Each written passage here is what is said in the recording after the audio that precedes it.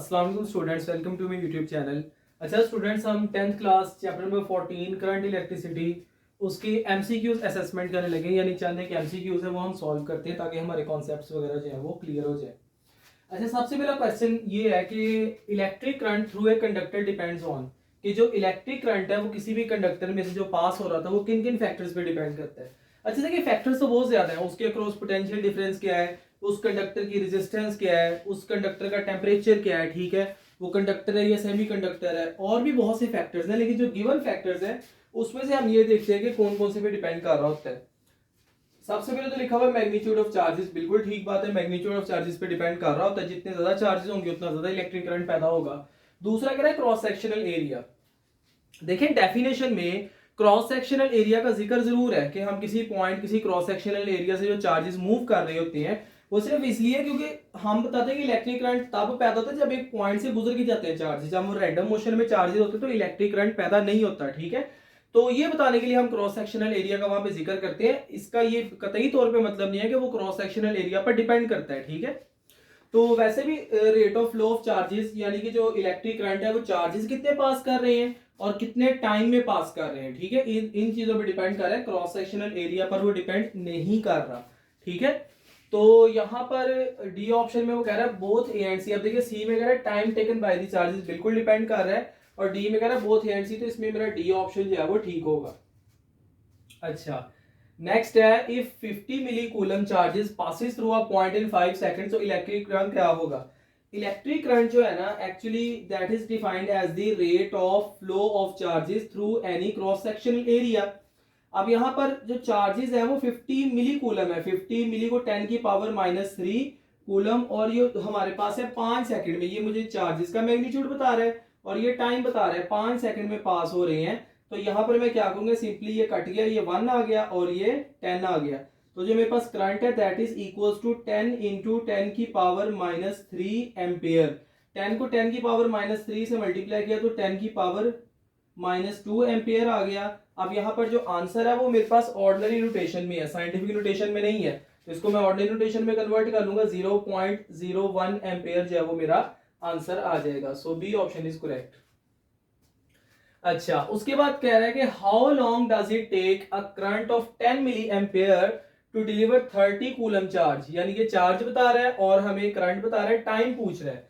Formula again वही लगेगा, but this time हम इसको रीअरेंज करेंगे क्योंकि हमसे जो डाटा पूछा गया इस मर्तबा वो डिफरेंट है। So actually electric current is equal to the rate of flow of charges. अब टाइम इधर आके मल्टीप्लाई हो जाएगा, आई इधर आके डिवाइड हो जाएगा। So the time is equal to Q over I. So in that case ये 30 कूलम आ जाना है और इसको हमने डिवाइड कर देना आई से, जो कि 10 मिली एम्पेयर है, यानी कि मिली का मतलब होता है 10 की पावर -3 एम्पेयर, ठीक है। ये कट गया, ये 1 आ गया और ये 3 आ गया। मेरे पास आंसर आ जाना है 3 इंटू 10 की पावर, अब -3 नीचे है, ऊपर आगे +3 हो जाएगा, और यहाँ पर मेरे पास जो टाइम है वो सेकंड्स में होता है, ठीक है। तो ये मेरे पास आ जाएगा 3000 सेकंड्स ऑर्डिनरी रोटेशन में। इसका मतलब मेरा सी ऑप्शन जो है वो ठीक है।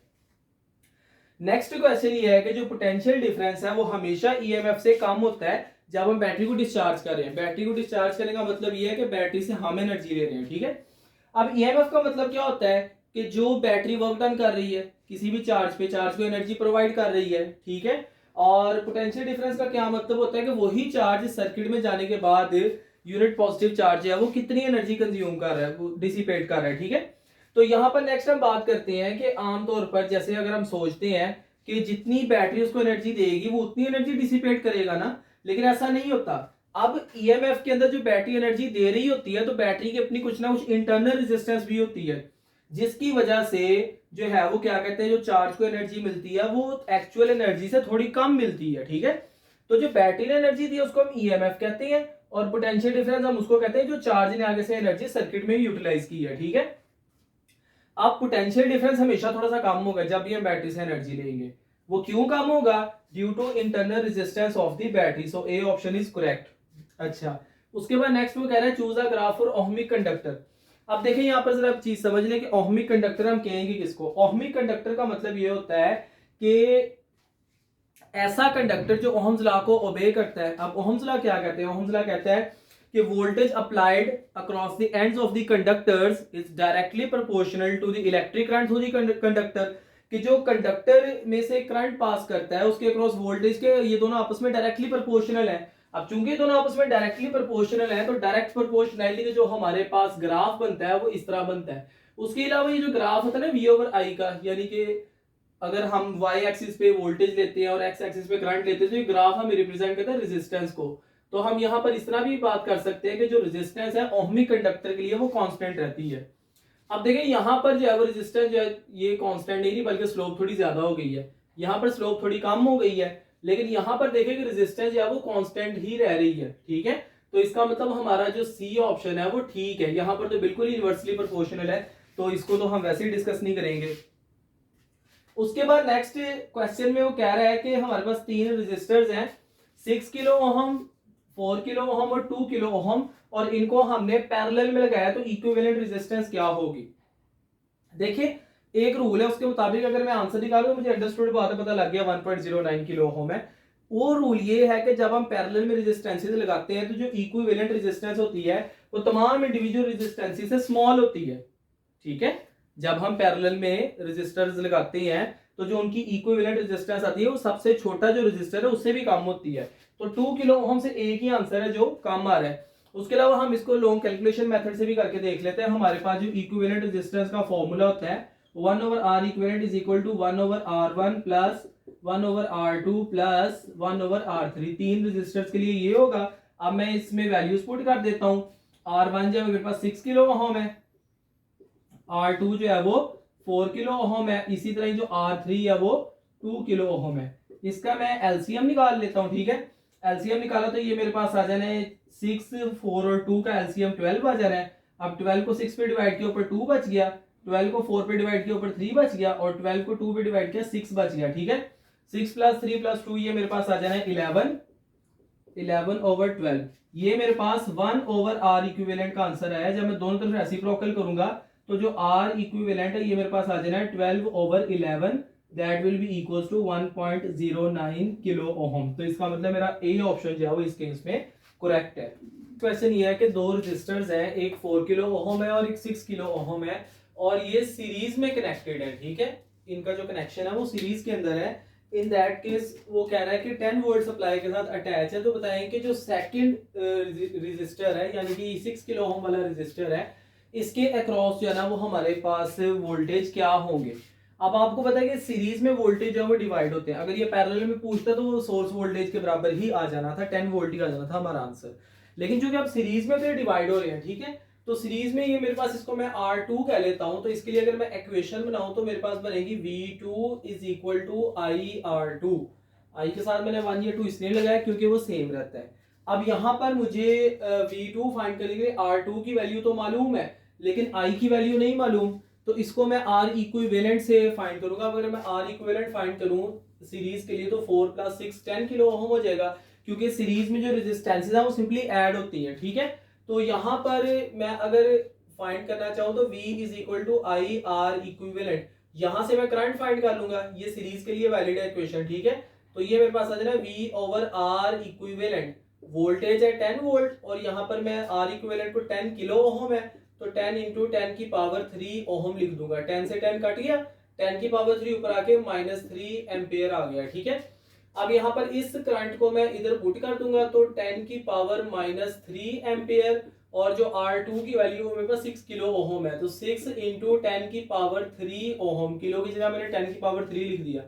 10 की पावर 3 -3 से कट गया तो जो V2 है वो मेरे पास 6 वोल्ट आंसर आ गया। ठीक है, तो इसका मतलब मेरा जो राइट आंसर है A option, that is the 6 volt.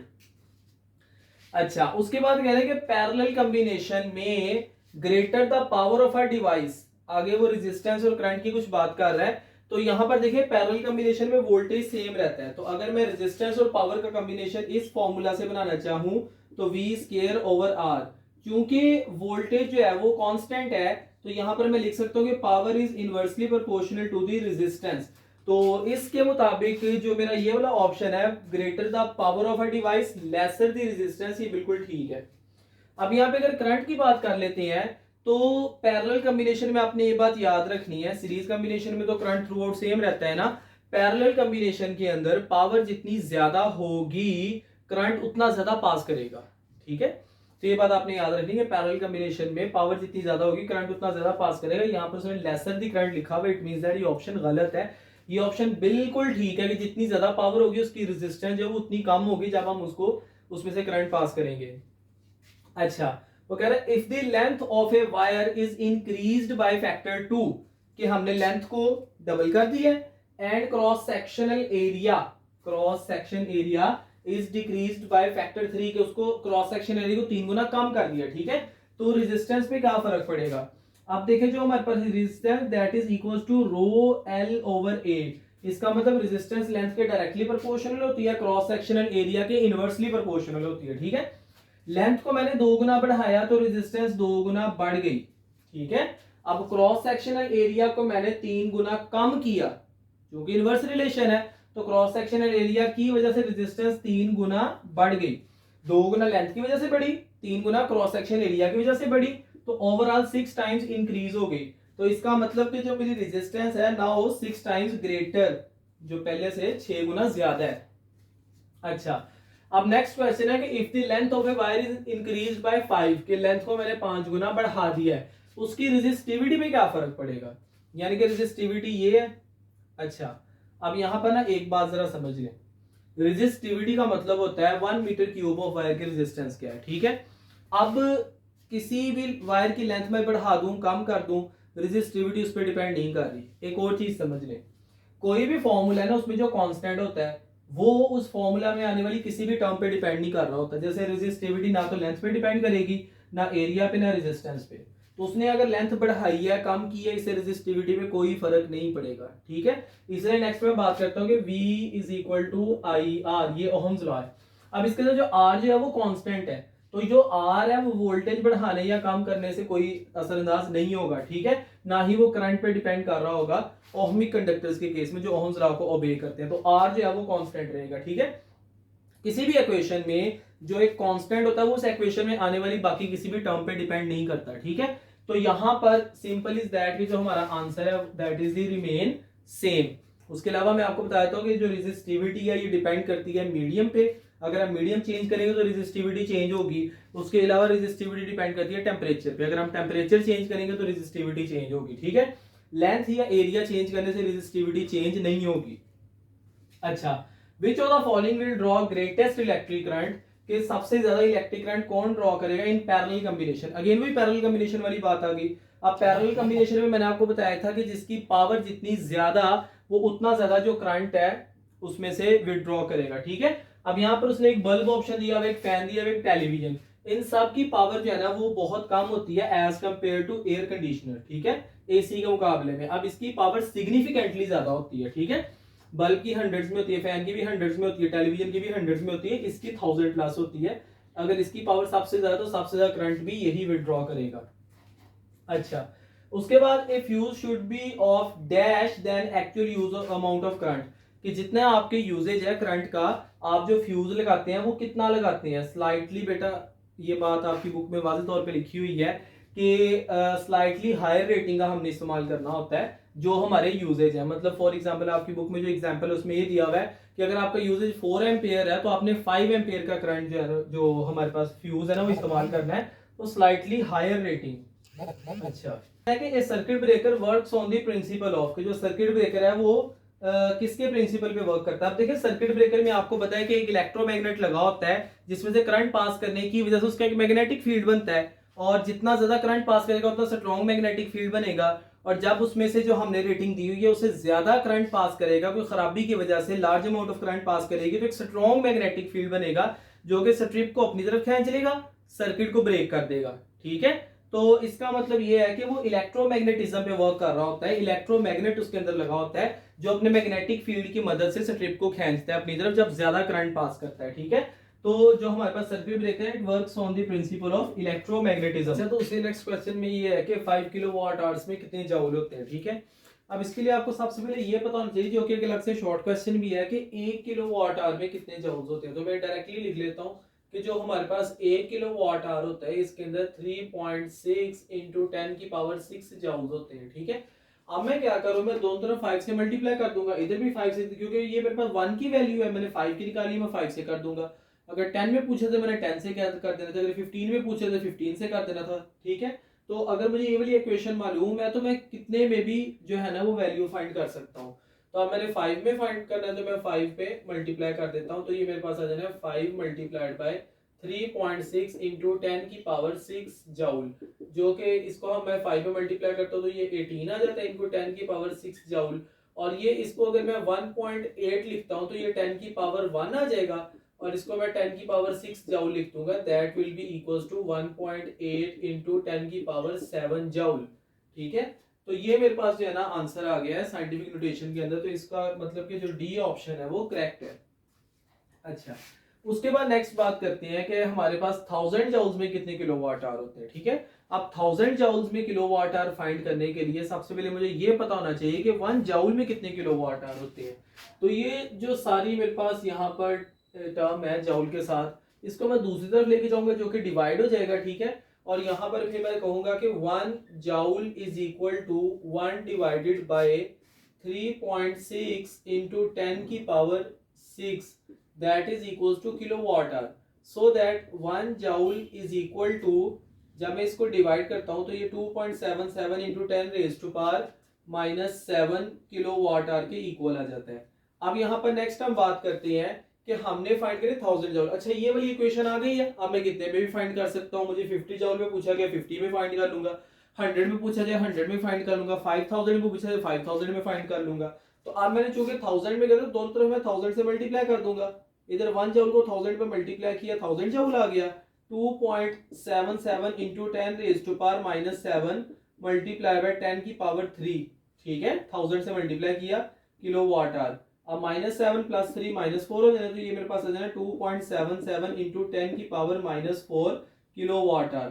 तो इतने किलोवाट आवर्स होते हैं 1000 जाउल के अंदर। तो यहाँ पर जो मेरा सी ऑप्शन है वो बिल्कुल ठीक बन रहा है। अच्छा, नेक्स्ट वो पूछ रहा है commercial unit of electrical energy क्या है। अब commercial unit of electrical energy की जब हम बात करते हैं, बेटा देखो यहाँ पर जितने भी यूनिट्स लिखे हुए ना, joule, kilowatt hour, electron volt या अर्ज, ये चारों के चारों यूनिट्स एनर्जी के ही हैं, ठीक है। लेकिन इलेक्ट्रिकल एनर्जी को मेजर करने के लिए जो हम कमर्शियल यूनिट इस्तेमाल करते हैं that is the kilowatt hour, ठीक है। वो किलोवाट आवर हम इस्तेमाल करते हैं। अच्छा, नेक्स्ट है कि energy dissipated in a resistor of 5 ohm, बेटा ये हमें बता रहा है रेजिस्टेंस, ठीक है। व्हेन 2 एम्पियर, यानी कि ये हमें बता रहा है current, electric current passes through it for 10 seconds, ये हमें बता रहा है टाइम, ठीक है। तो हमने एनर्जी डिसिपेटेड जो है ना वो फाइंड करनी है। अब हमारे पास जो एनर्जी डिसिपेटेड है उसके नंबर ऑफ फॉर्मूला थे, लेकिन जो मेरे पास डाटा मौजूद है, ठीक है, उसके मुताबिक I²RT ये वाला जो है ना फॉर्मूला लगना है, ठीक है। VIT भी था, ठीक है। उसके बाद QV एनर्जी डिसिपेटेड का फॉर्मूला था, उसके अलावा V²/R मल्टीप्लाइड बाय T, तो नंबर ऑफ फॉर्मूला थे। लेकिन यहाँ पर इस सिचुएशन में ये वाला फॉर्मूला जो है ना वो हमारा यूटिलाइज होना है, ठीक है। तो यहाँ पर जो मैं क्या कहता हूँ 2 एम्पियर का स्केयर ले लेता हूँ, उसके बाद 5 ओहम से इसको मल्टीप्लाई कर दूंगा, देन 10 सेकंड से मल्टीप्लाई कर दूंगा, तो ये मेरे पास आ जाना है 4 एम्पियर स्केयर, और इसको मल्टीप्लाई किया 5 ओहम के साथ और मल्टीप्लाई कर दिया 10 सेकंड्स के साथ, ठीक है। तो ये 4 को 5 पे मल्टीप्लाई किया तो ये मेरे पास आ जाना है 20 को 10 पे किया तो ये मेरे पास आ गया 200 जाउल, ठीक है। So the energy dissipated is equal to 200 joule. अच्छा, electric current passes through a device of 240 watt, ये उसकी पावर बता रहा है, और कह रहा है कि जब हमने इसको 120 वोल्ट अप्लाई किए हैं पोटेंशियल डिफरेंस, तो कितना इलेक्ट्रिक करंट पास करेगा। अब देखिए पावर और वोल्टेज बता के करंट पूछ रहा है, ठीक है। तो सिंपल इज दैट हमारे पास एक फॉर्मूला मौजूद है, P is equal to VI। अब यहां से हमने I फाइंड करना है, that will be equals to P over V, V उधर जाके डिवाइड हो जाएगा, ठीक है। सो इन दैट केस हम बात करते हैं जो हमारे पास पावर है वो 240 वॉट है, और जो हमारे पास वोल्टेज है वो 120 वोल्ट है। सो इन दैट केस 2 एम्पियर जो है हमारे उस डिवाइस में से करंट पास करेगा। So the B option is the correct answer. उसके बाद नेक्स्ट है कि पैरेलल कॉम्बिनेशन ऑफ रेजिस्टर्स में। अब पैरेलल कॉम्बिनेशन ऑफ रेजिस्टर्स में मैंने कहा था दो बातें आपने याद रखनी है, एक तो वोल्टेज सेम रहेगा और दूसरी बात ये कि जो इलेक्ट्रिक करंट है ड्यू टू डिफरेंट वायर वो डिवाइड हो जाएगा, ठीक है। तो वोल्टेज रिमेन सेम, बात बिल्कुल ठीक है। करंट रिमेन सेम नहीं, ये बात गलत है, ठीक है। पैरेलल कॉम्बिनेशन में करंट डिवाइड होता है, सेम नहीं रहता, ठीक है। तीसरे में कह रहा है कि करंट डिवाइड्स अक्रॉस रजिस्टर्स, ये बात बिल्कुल ठीक है। इसका मतलब मेरी दो स्टेटमेंट्स ठीक होगी, ए और सी, तो इसका मतलब both A and C answer ठीक है। उसके बाद नेक्स्ट बात करते हैं सीरीज कॉम्बिनेशन ऑफ रजिस्टर्स। अब सीरीज में भी आपने दो बातें याद रखनी है, वोल्टेज डिवाइड होगा, करंट सेम रहेगा, ठीक है। तो यहां पर voltage divides across the resistor, बिल्कुल ठीक बात है। करंट डिवाइड, तो ये बात गलत है, करंट डिवाइड नहीं होता, वो सेम रहता है, ठीक है, करंट रिमेन सेम। तो ये दोनों बातें हमारी ठीक है, तो इसका भी बोथ ए एंड सी वाला ऑप्शन ठीक होगा। अच्छा, वो कह रहा है कि तीन आइडेंटिकल रेजिस्टर्स है जिसको कनेक्ट किया हुआ है सीरीज में विद इक्विवेलेंट रेजिस्टेंस ऑफ 9 ओम। सबसे पहले उसकी सिचुएशन समझ लें कि ये तीन आइडेंटिकल रेजिस्टर्स हैं और इनको हमने सीरीज में ऐड किया है और इनकी जो इक्विवेलेंट रेजिस्टेंस है हमारे पास वो है 9 ओम। अगर ये तीनों आइडेंटिकल रेजिस्टर्स हैं, ठीक है, और इनको सीरीज में ऐड किया, सीरीज में आपको पता है कि R equivalent is equal to R1 plus R2 plus R3, simple resistances add होती हैं। तो ये अंडरस्टूड बात है कि इसमें से 3 ओम की तीनों रेजिस्टेंसेस जो है ना वो है। अब नेक्स्ट बात ये है कि इन तीनों को हमने लगाया है पैरेलल में, ठीक है। अगर हम इन तीनों को पैरेलल में लगाते हैं, अब इक्विवेलेंट रेजिस्टेंस क्या होगी, यानी कि 3 ओम उनकी रेजिस्टेंस है और उनको हमने लगा दिया है पैरेलल में। अच्छा, आइडेंटिकल रेजिस्टर्स अगर लगे हो ना पैरेलल में, उनके लिए जो हमने इक्विवेलेंट रेजिस्टेंस फाइंड करनी होती है, उसके लिए हमारे पास एक शॉर्टकट फार्मूला होता है, R equivalent is equal to R divided by n। ये आइडेंटिकल रेजिस्टर्स के लिए एप्लीकेबल है इन पैरेलल, ठीक है। तो यहां पर नेक्स्ट फिर हम बात करते हैं कि एक रेजिस्टर 3 ओम का है, इसको हम 3 पे डिवाइड करेंगे तो हमारा आंसर आ जाएगा 1 ओम। उसके अलावा अगर आपने इक्विवेलेंट रेजिस्टेंस के फॉर्मूला से भी करना है तो वो भी हम कर सकते हैं। अब देखिए मेरी बात सुनिए, इक्विवेलेंट रेजिस्टेंस में क्या हो जाएगा, 1 over R equivalent is equal to 1 over R1, 1 over 3 plus 1 over 3 plus 1 over 3, ठीक है। अब ये 1 ओवर 3 1 ओवर 3 1 ओवर 3 को प्लस करेंगे तो ये मेरे पास आ जाएगा 3 over 3, that is equals to 1। 1 over R equivalent 1 की इक्वल आया, ठीक है। तो जब इसका रेसिप्रोकल करेंगे तो R इक्विवेलेंट भी हमारे पास 1 के इक्वल ही आएगा, ठीक है। तो यहाँ पर हमारे पास आंसर जो है वो इस सूरत में भी 1 ओम ही आ रहा है। तो वो एक शॉर्टकट मेथड है और ये इस तरह लॉन्ग कैलकुलेशन मेथड है, आप जिससे सॉल्व करना चाहते हैं कर सकते हैं, ठीक है। तो ये मेरे पास इसका डी ऑप्शन जो है वो करेक्ट होगा। Okay students, that's all from today's lecture. If you think कि ये लेक्चर आपके लिए फायदेमंद साबित हुआ है तो काइंडली आप लाइक करें और अपनी राय का इजहार जरूर किया करें कमेंट सेक्शन में। और जितने भी आपके आसपास आपकी कम्युनिटी में स्टूडेंट्स हैं उन सब तक जो है इस लेक्चर को शेयर करें। Thank you so much.